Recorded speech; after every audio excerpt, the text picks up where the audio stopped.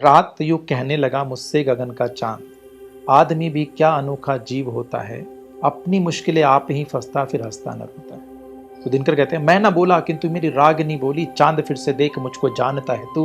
मैं वो ना सिर्फ जो सपनों को सही करती हूँ, वरन आग में गला लोहा बनाती हूँ और फिर उस लोहे से नींव रखती हूँ। तो वे मैं पढ़ा करता था दिनकर को, प्रेमचंद को। वसुधा का नेता कौन हुआ, अखंड विजेता कौन हुआ, जिसने न कभी आराम किया विघ्नों पे रहे। सो मेरे में वो वीर रस का बहुत था कि कुछ तो समाज के लिए करना है, कुछ तो देश के लिए करना है। जब हम बड़े हो रहे थे, वो 90s का बिहार, तो मेरा बहुत मन था पॉलिटिशियन बनने का। इस बिहार की जो स्थिति थी, जब हम ग्रो कर रहे थे, वो स्थिति थी जब मैं बड़ा था। I was 6-7 year old. तो दंगा हुआ था भागलपुर का, बहुत फेमस दंगा 89 का। तो मुझे बहुत मन था देश के लिए कुछ करने का। तब से मेरे मन में था समाज के लिए, देश के लिए कुछ करने का। उस समय समझ तो इतनी थी नहीं, तो लगता था चलो पॉलिटिशियन बनेंगे, कुछ तो फर्क लाएंगे। और मुझे डिबेट का बहुत शौक था, मुझे पोइट्री का शौक था, मैं दिनकर को पढ़ा करता था। मैंने आज भी, मैं बहुत साल पहले पढ़ा हूँ, बट आज भी मुझे दिनकर की कविता याद है। और वो जो दिनकर का वो वीर रस की कविताएं हैं, जो वैलर इन्वोक करते हैं, दैट वाज माय फेवरेट। रात यूं कहने लगा मुझसे गगन का चांद, रात यूं कहने लगा मुझसे गगन का चांद, आदमी भी क्या अनोखा जीव होता है, अपनी मुश्किलें आप ही फंसता फिर हंसता न रोता है। तो दिनकर कहते हैं, मैं ना बोला किंतु मेरी रागनी बोली, चांद फिर से देख मुझको जानता है तू। मैं वो ना सिर्फ जो सपनों को सही करती हूँ, वरन आग में गला लोहा बनाती हूँ और फिर उस लोहे से नींव रखती हूँ। तो वे मैं पढ़ा करता था दिनकर को, प्रेमचंद को। रश्मि रथी, वन ऑफ माय फेवरेट। वसुधा का नेता कौन हुआ, अखंड विजेता कौन हुआ, जिसने न कभी आराम किया विघ्नों पे रहे।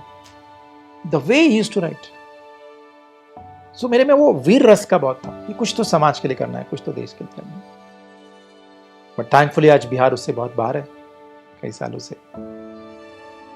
तो ये रहा था हमेशा कि मुझे उस जो इलिटरेसी है, जो क्राइम है, जो आज यूथ जितना टैलेंट है और वो कर नहीं पा रहा है। आप देखोगे इतने IITs में, IIMs में, सब जगह आपको भरे पड़े मिलेंगे। अब मैं कहीं भी दुनिया में जाता हूँ, मुझे बिहार के लोग दिखते हैं, अच्छे जगहों पे दिखते हैं। मैं मॉरिशस में था, all of them are doing so well, but जो हमारा सोर्स है that was not doing well. So ये बहुत था मेरे मन में। सो मुझे IIT का ऐसा शौक नहीं था, बट मॉम डैड को तो ऐसा था कि उनको उनके अनुसार चाहिए।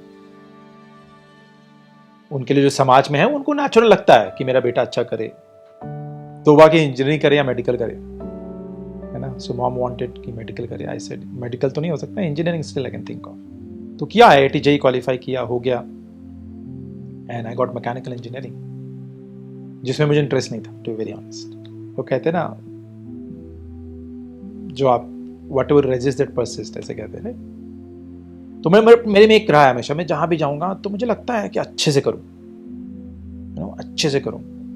तो मैंने किया अच्छे से। Of course I passed out nicely, good marks, very good marks. और वहाँ पे सेवा भी, जो सेवा का एक था मुझे, तो मैं जाते थे, लोग पार्टियों में जाते थे, मैं भी ऐसा नहीं कि नहीं जाता था, ऑफ कोर्स जाता था। लेकिन वहाँ पे भी जाके हमने फिर शुरू किया, काशी उत्कर्ष करके एक संस्था थी हमारी वहाँ पे कॉलेज में, स्टूडेंट्स मिलके चलाते थे। Everybody used to donate something, कुछ 10 रुपये 20 रुपये कुछ करके। और फिर हम एक पूल से, उसमें करीब मुझे याद है 300-400 रैक पिकर्स को, कूड़ा बिनने वालों को, सुसवाही करके बस्ती है पीछे हमारे IIT के जस्ट पीछे, उनमें हम पढ़ाते थे हम लोग। फिर वहाँ से मंडवाडी करके एक जगह है जो बहुत फेमस है रेड लाइट एरिया के तौर पे, but not in that area, but near by. वहाँ पे हम स्कूल चलाते थे, मैं बच्चों को पढ़ाते थे। तो सेवा का वो हमेशा रहा था। तो BHU में भी हमने चालू किया, करते थे वहाँ पे भी रेगुलरली। फिर मैं स्पीक मैके का प्रेसिडेंट था, musical society for promotion of Indian classical music culture MNC होते थे, क्योंकि मुझे लगता था कुछ तो देना है समाज को, कुछ तो देना है ऐसे। बाकी अपना था, ऑफ कोर्स हमारा जो इंजीनियरिंग सोसाइटी था, वो सब भी करते थे।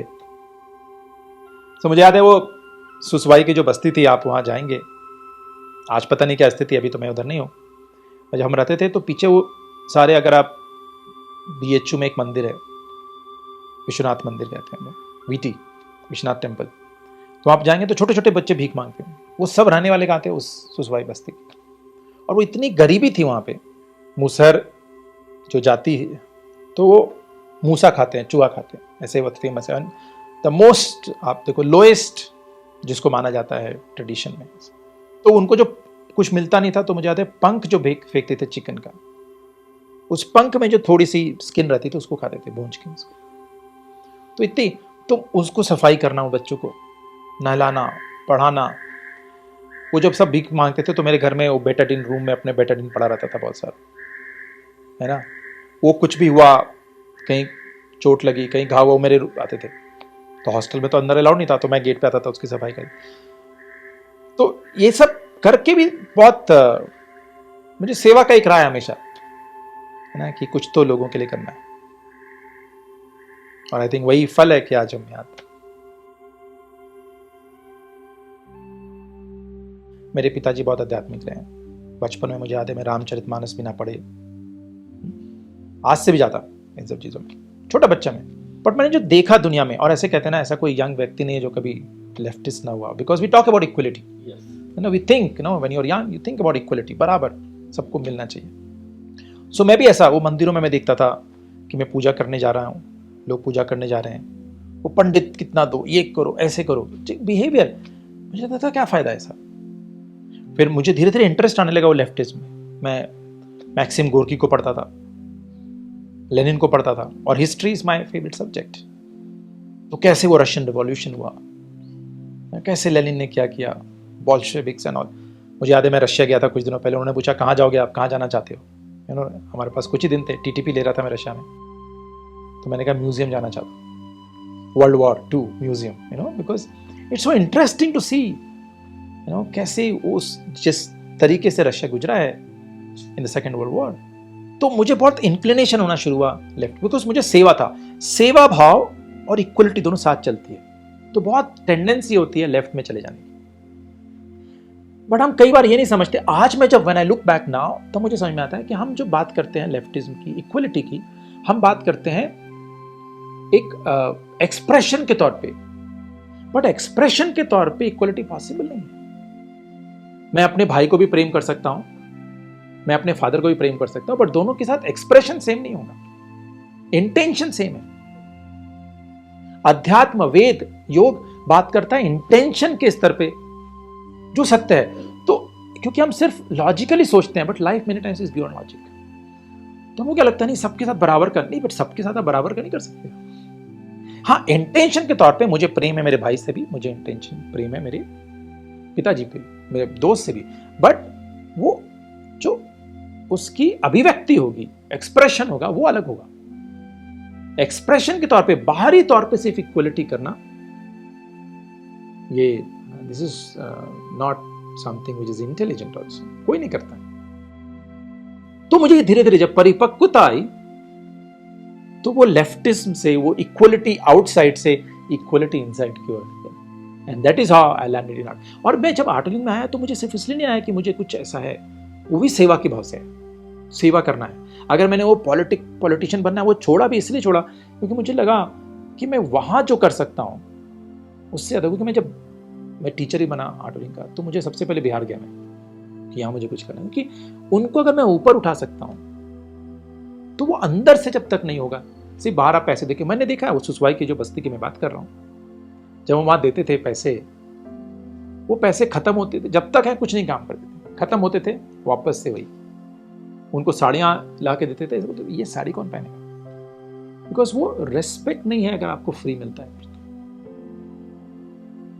तो ये बहुत, अगर हमको, बल्कि हम जिनको फ्री देना चाहते हैं बहुत, हम उनके साथ गलत कर रहे हैं। ऐसी बात होगी, देखो बच्चा वॉकर पे चलता है, आप बोलोगे जीवन भर वॉकर चले भाई, सारे पे चलेगा, अच्छा रहेगा उसको, वो जीवन भर के लिए पैरों में ताकत नहीं आएगी जब तक वो स्ट्रगल नहीं करेगा। तो ये मुझे समझ में आया कि सेवा का मतलब सिर्फ ये नहीं कि मैं उनको देते रहो, of course that is a सेवा, अगर जिसको बहुत है, टू हेल्प देम वॉक, और वो जीवन भर अगर उसी के साथ रह गया तो और खत्म हो जाता है। So this is what really I realise after coming to art, slowly and gradually we need to empower them, not just help them, we need to, उनको सिर्फ हम उनको हेल्प नहीं करना है, उनको उनकी सशक्तिकरण करनी है। That is how I move from being a leftist. मुझे याद है मैं मंदिर में, आपको पता है पटना में मंदिर पटन देवी एंड मुझे याद है जब अगम कुआं मंदिर, मुझे याद है मैंने 10th में क्रिकेट खेलता था, टूर्नामेंट में अपनी गर्दन तोड़ ली थी। इट वॉज डेंजरस,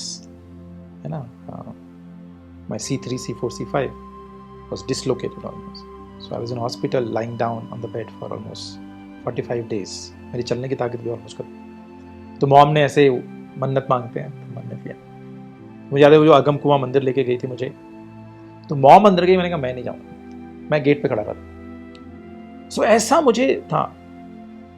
बट ये बहुत ज़रूरी है कि अगर आपको सेवा करनी है ना, तो आपको अंदर से स्ट्रांग होना पड़ेगा, उसके लिए साधना बहुत चाहिए।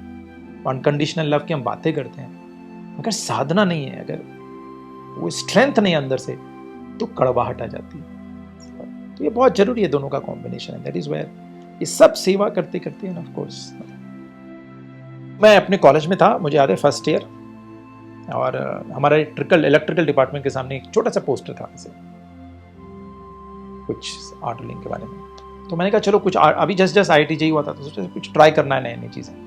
जैसे सेवा ट्राई किया,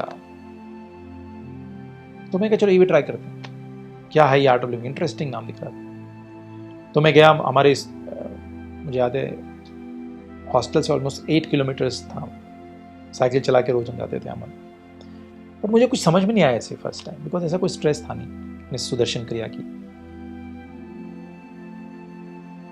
बट जो माहौल था वहां का, जो टीचर थे वहां के, वो मुझे लगा कुछ तो अच्छा है। जो टुगेदरनेस था, जो अपनापन था, वो कई बार तुरंत समझ में नहीं आता, स्पेशली क्योंकि ये इंटेंजिबल है, ये थोड़ी सूक्ष्म चीजें हैं। बट फिर कुछ और समय गुजर गया, बट ये लोग मैं सेवा करता था। लोग मुझे बोलते थे थोड़ा इंट्रोडक्ट करवा दो, और लोगों को बताना है वो बता दो, और लोग यूज्ड टू ट्रस्ट में, बिकॉज मैं ये सेवा कार्य में था। तो वैसे कराते कराते फिर थोड़ा इवेंट ऑर्गेनाइज किए तो लगा हाँ ये तो अच्छी सेवा है। कुछ लोगों को कोर्स में भेजा, उनके जीवन में बहुत परिवर्तन आया। तो मैं जो देख रहा था कि जीवन में मुझे समाज में परिवर्तन करना है, तो वो परिवर्तन का मुझे दिखा ये अंदर से सही मायने में परिवर्तन हो रहा। और मैं बाहर भी परिवर्तन कर रहा था, बाहर सेवा, पैसे, उसमें तो हेल्प हो रहा है, of course, no doubt about it. But इससे अंदर में मैं नहीं भी रहूं तो भी वो अपना ख्याल रखे, तो मुझे लगा दिस इज वेरी इंटरेस्टिंग। सो ये सेवा के माध्यम से फिर वो आर्ट लिविंग गई, और फिर जितना हम अंदर जाते गए उतना मुझे अद्भुत, ये क्या बनाया है, ये क्या है, इट इज सो इंक्लूसिव, सबको साथ में लेके चलना, at the same time empowering, and no should कि ये होना चाहिए, नहीं, कुछ नहीं, आप खुश हो, ये इंपॉर्टेंट है। सेवा करो, साधना करो, that was very logical to me. मैं थोड़ा लॉजिकल सोचता था, तो ये लॉजिकल मुझे लगा, समझ में आया मुझे। I think one of the biggest challenge जो मुझे दिखता है, थोड़ा इंटेंजिबल है, कि अब जब लोगों को उनकी समस्याएं हैं, स्ट्रेस में हैं, आज आप बात करते हैं मेंटल हेल्थ की इतनी बार, बट वो बहुत बाद में रियलाइज करते हैं। उनको ये नहीं समझता है कि precaution is better than cure. So आप उनको बोलोगे जी ध्यान करो, थोड़ा सेवा करो, थोड़ा ड्रग्स नहीं लो, है ना। अगर ऐसे वो परेशान है, पर जी नहीं लगता कैसे नहीं करें, तो प्रायोरिटी नहीं है। तो वो, और खासकर यूथ में, यूथ के साथ मैंने बहुत काम किया, कॉलेजेस में, IITs में, IIMs में, विदेशों में, 18 से 20 देशों में मैंने काम किया होगा कम से कम। खासकर जब यंग हैं, सो उनको ये बात समझ में नहीं आती, because they are looking for a high. मैं बोलता हूं उनको कि इतना हाई के पीछे रहोगे तो हिंदी का हाई हो जाएगा, ठीक है। और ये हो रहा है, आप देखो, आज मैं जाता हूं, देखता हूं, जब ड्रग्स लेते हैं, वो कुछ दिनों के बाद समझ में आता है, and then it's so late to bring them back. खासकर अपनी पूरी एनर्जी खत्म करती है। इतना मैंने, आई गो टू IITs, मुझे याद है मैंने अप्रैल 2019, if I am not wrong, I was teaching A course for all the drug addicts. College नहीं करवाया था, मतलब जो सब्सटेंस एब्यूज लेते हैं। इतना डिफिकल्ट, क्योंकि वो फर्स्ट ईयर में, उनको लगता है, वो बाद में जब बाय द टाइम जब जाते हैं बाहर, लेट होता है, फोकस खत्म हो रहा है, जो करियर इतना मेहनत से IIT किया है उन्होंने, वो करियर खराब हो रहा है, वो जब तक रियलाइज करते हैं, it's very late, concentration is finished. So the biggest challenge is, specially for youth, I see, even बड़े लोगों का है ना, but specially for youth, to realise that their physical wellbeing, mental wellbeing and emotional wellbeing is so so important, है ना। ये है, वो है तो सब मस्ती है, सब खुशी है, सब सेलिब्रेशन है। वो नहीं है तो फिर सेलिब्रेशन नहीं है। So this is one thing, even elderlies में